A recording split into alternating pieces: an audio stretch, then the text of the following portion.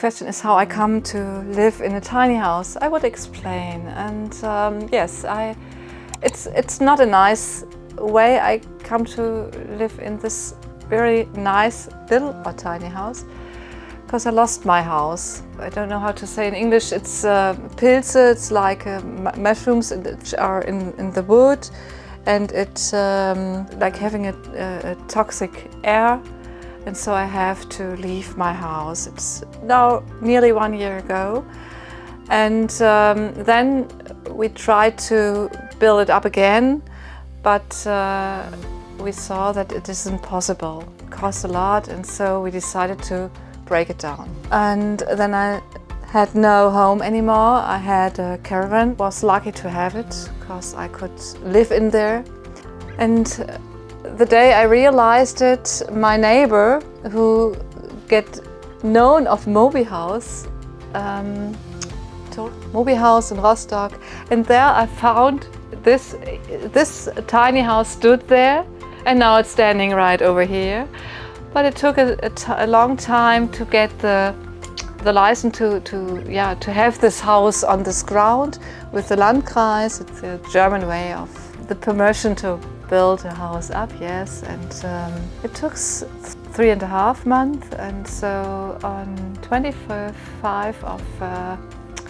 of January and this year I got this tiny house, and now I'm living in here, and 1.5 months later I got the other one where my friends, my family could live in, could sleep.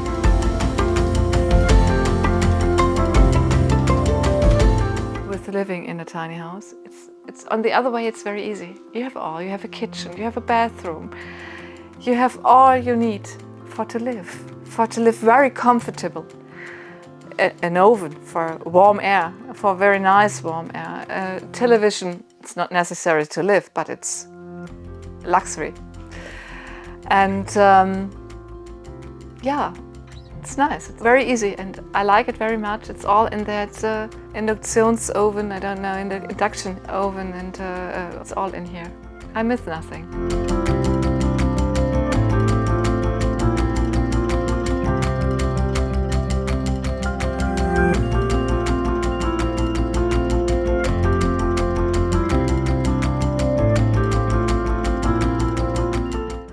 If you ask me how to live in a tiny house, it's a very special way to live.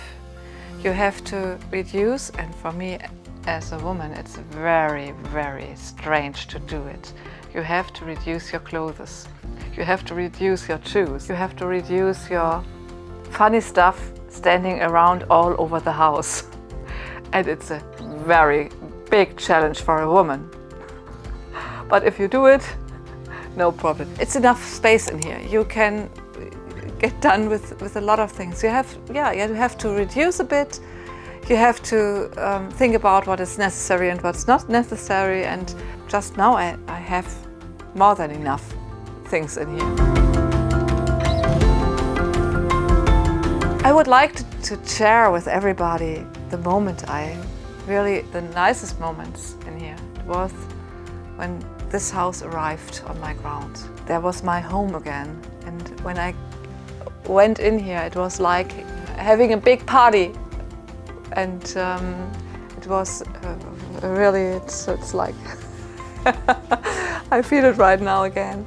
And I think every morning I stand up, it's like maybe it's the changing of view on life, to have a small house but to have a house. Very interesting was the reaction of my friends and my family. It was very different. My friends always said, "Oh, you have a house, and what a nice house, and what a good solution." I have 3 children, and 2 of them were really feel comfortable with her mother living in a tiny house, and one of my children, one of my sons, said, "Oh, Mom, I don't like to know you living in a tiny house." And now he comes in, he lays down, and he fell asleep, and he likes to being with me in my house. And so it changes too. And I think it was a very different reaction, and between friends and family just in the way they stand to me. Everybody who wants to live in a tiny house has to answer the question for himself if he likes smallness and bigness, and change the view on smallness and bigness for himself. And then it's like living in a big castle.